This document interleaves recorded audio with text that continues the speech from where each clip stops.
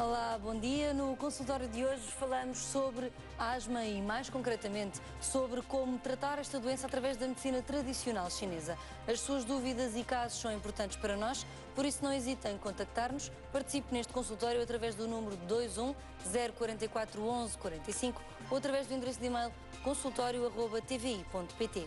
Para nos ajudar a esclarecer todas as dúvidas sobre este tipo de tratamentos para a asma, temos connosco em estúdio o Pedro Choi, especialista em medicina tradicional chinesa, e bem-vindo a Gonçalves, paciente do Dr. Pedro Choi. Muito bom dia aos dois. Bom dia. Bom dia. Obrigada por comparecerem neste consultório. Se calhar começamos por explicar lá para casa, para os nossos telespectadores, o que é realmente e de uma forma simples a asma. Bom, a asma é um quadro clínico em que o paciente tem uma grande dificuldade em conseguir respirar. Aliás, antes de haverem medidas verdadeiramente eficazes e essas de medicina convencional, os pacientes morriam com crises de asma.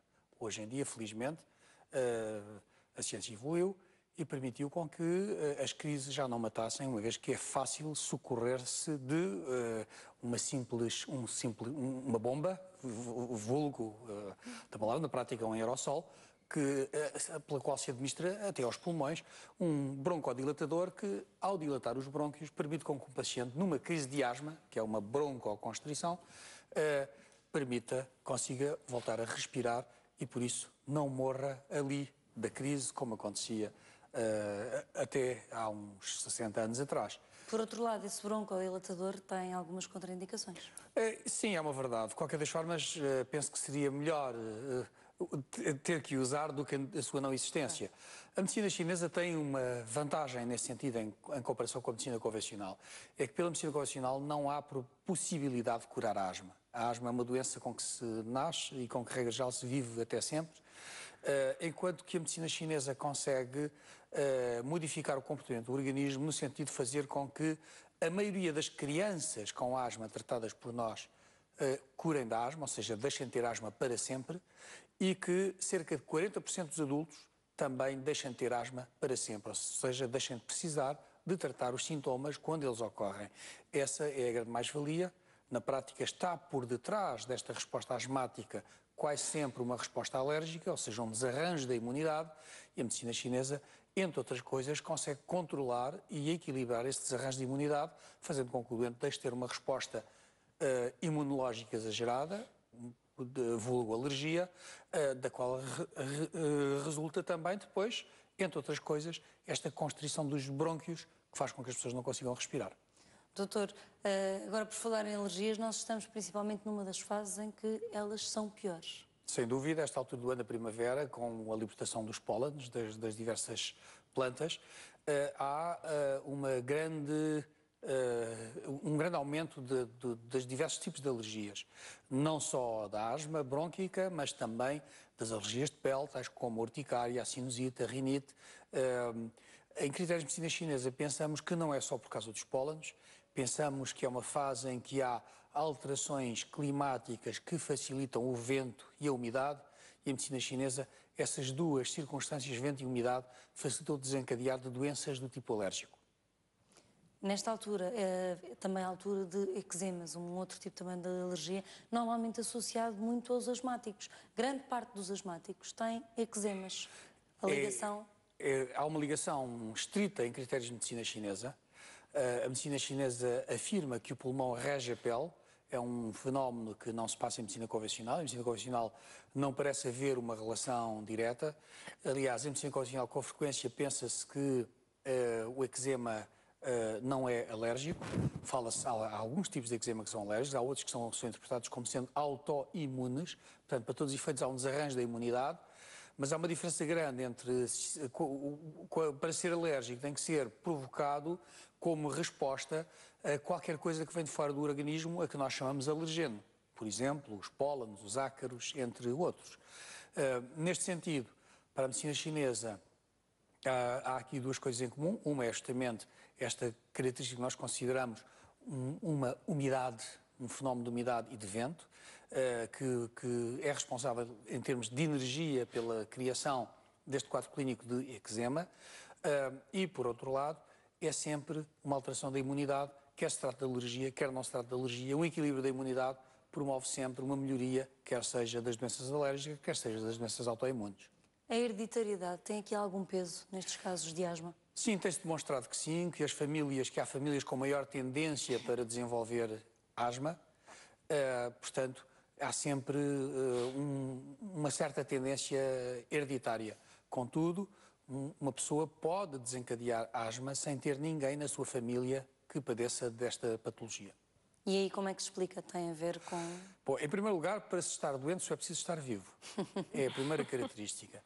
Enquanto no Ocidente as pessoas crescem um pouco com aquela ideia de que nascem para ser saudáveis, no Oriente as pessoas percebem perfeitamente que toda a gente nasceu doente e que as pessoas que nascerem cheias de saúde vão viver perto de 1000 anos e nós ainda não conseguimos andar lá muito perto. Na prática nascemos todos com deficiências, com defeitos, e esses defeitos vão se acentuando e manifestando mais com a idade. À medida que a nossa vida vai passando, além desses defeitos e da degenerescência do próprio organismo, existem também os diversos traumatismos da vida, físicos, psicológicos, o confronto com os agentes patogénicos.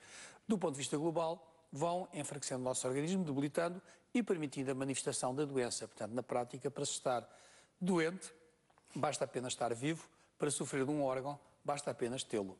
Muito bem. Vou agora aqui à conversa com a nossa paciente convidada deste consultório de hoje. Antes de recorrer à medicina tradicional chinesa, já tinha asma? Sim. E tratou-se na medicina convencional? Sim. E como é que as coisas correram? O que é que fazia? Eu sentia muito mal. Tinha muitas crises, muitas. Cheguei a tomar cortisona, mas nem assim. Também não funcionou? Não. Foi aí que decidiu, muitos Sim. anos? Tenho asma há 23 anos. E há quantos anos é que está a ser tratada pela medicina tradicional chinesa? Há 8 anos. Melhorou consideravelmente? Muito. A frequência das crises, por exemplo? Nunca mais tive crises. Nunca mais teve? Pronto, há 2 anos, 3, que não sei o que é ter asma. E em termos de medicação, ainda toma alguma? Não, já. Agora não tomo nada. Nem tomo medicamentos, nem faço. E está a fazer acupuntura, alguma espécie de terapia com o Dr. Pedro? Uma prevenção, mas só de 3, 4 meses. Muito bem, já Em 3 voltamos à meses, conversa. 4. Muito bem, voltamos já à conversa. Agora vamos ouvir uma telespectadora que nos liga de Vila Nova de Gaia, Maria Silva, e é reformada. Bom dia, Maria. Bom dia, menina jornalista e as suas companhias. Bom dia. Obrigado. Bom dia. Para a senhora e para os seus convidados. É o seguinte, eu sou asmática desde os 17 anos. Todos os anos, pelo outono e primavera, tenho sempre as crises. Já usei oxigênio, agora eu estou com as bombas. Estou com o Saradites, 50, 250 e o Brocolai. E eu, portanto, agora nesta altura ando com mais crises. Eu gostava de saber o que é que eu devo fazer para essas crises me passarem. O pingo, as alergias nos olhos. Esses tratamentos de que nos está a falar, já os faz há muitos anos? São novos? Já. E foi alguma consulta Já faço recente? desde os 17. E foi alguma consulta recentemente? Não, a última consulta foi o ano passado. E, portanto, a medicação que está a fazer é desde esse ano passado, certo? Sim. Portanto, nesta altura, a sua questão é porque é que está pior e o que é que pode fazer. Vamos aqui tentar ajudá-la. Muito obrigada, Maria, pelo seu dia. contacto. Doutor, o que é que podemos dizer à Maria? Sra. Dona Maria, em primeiro lugar, vou lembrar-lhe que há alguma semelhança com o caso da Sra. Dona Bem-vinda, que tinha asma desde os 15 anos. A Sra. Dona Maria Silva refere ter asma desde os 17 anos de idade e depois ter estas crises na primavera. É assim, em critérios de medicina convencional está a fazer aquilo que é possível fazer-se e que está certo fazer-se. Infelizmente, a medicina convencional normalmente só consegue fazer com que o paciente trate a crise e não a doença. Enquanto que a medicina chinesa tem esta virtude, é que com a acupuntura e com medicamentos à base de ervas chinesas, vai tratar a causa da doença, podendo vir a acontecer que com o tempo deixe de ter crises de todo e depois precisa de uma manutençãozinha muito pequenina, como a Sra. Bem-vinda disse agora, recebe uma sessão a cada 3 meses, ou seja, 4 sessões por ano. Portanto, ou seja, uma sessão de acupuntura. Portanto, a partir do momento em que estabilizamos o paciente, depois com coisinhas muito pequeninas, conseguimos fazer com que o paciente não precise de recorrer à medicina convencional. Claro que há sempre aqueles bons conselhos que seguramente os seus médicos já lhe deram, os seus médicos de medicina convencional, de, na medida do possível, tentar evitar o contato com as substâncias a que é alérgica. Há casos de pessoas em que isso é muito fácil, há casos de pessoas que é muito difícil. Evidentemente, se nós somos alérgicos aos pólenes e aos pólenes daquelas plantas, daquelas árvores que existem na avenida em que nós moramos, só se mudarmos de casa. Mas muitas das pessoas, a alergia mais frequente de todas é os ácaros.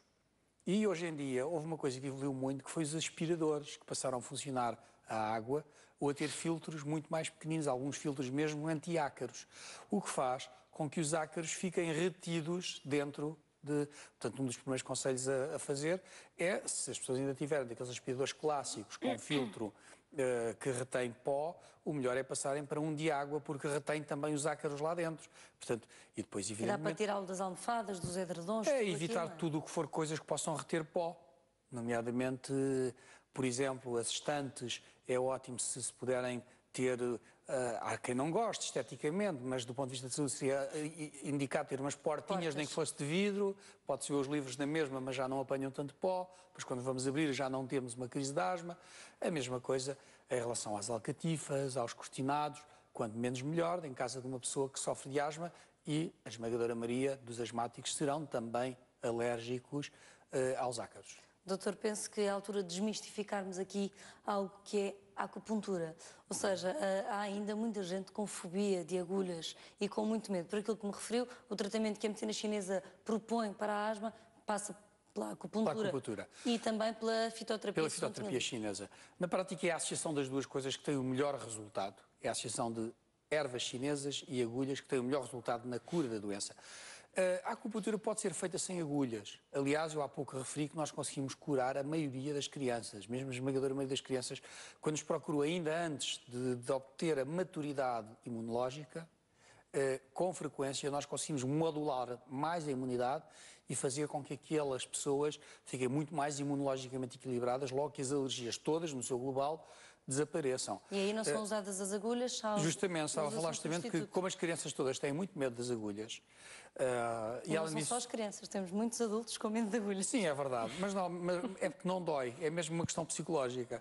Como não se sente, as pessoas têm medo. Claro que se aparecer um adulto que diga eu não vou fazer acupuntura, mas de todo não farei com agulhas, nós fazemos com raio laser, que é o que fazemos aos bebés. Portanto, aqui podemos desmistificar e dizer às pessoas não há que ter medo das agulhas, porque isso não é desculpa. Qualquer pessoa que se apresente na nossa clínica e que queira dizer eu quero fazer acupuntura, mas recuso agulhas, nós fazemos com raio laser. É muito mais caro? Não, custa exatamente o mesmo preço. A desvantagem é para o paciente, não é para nós. No sentido de que não tem risco nenhum o raio laser. Acontece é que o laser é um substituto da agulha.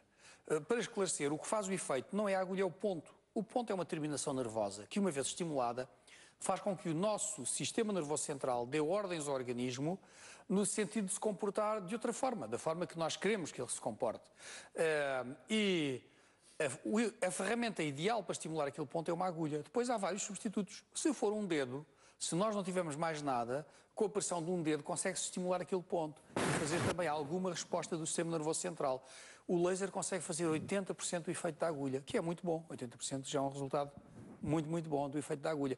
Portanto, há falta de melhor se o paciente mais vale 80% do que nada. Claro Ponto a coisa nesses termos.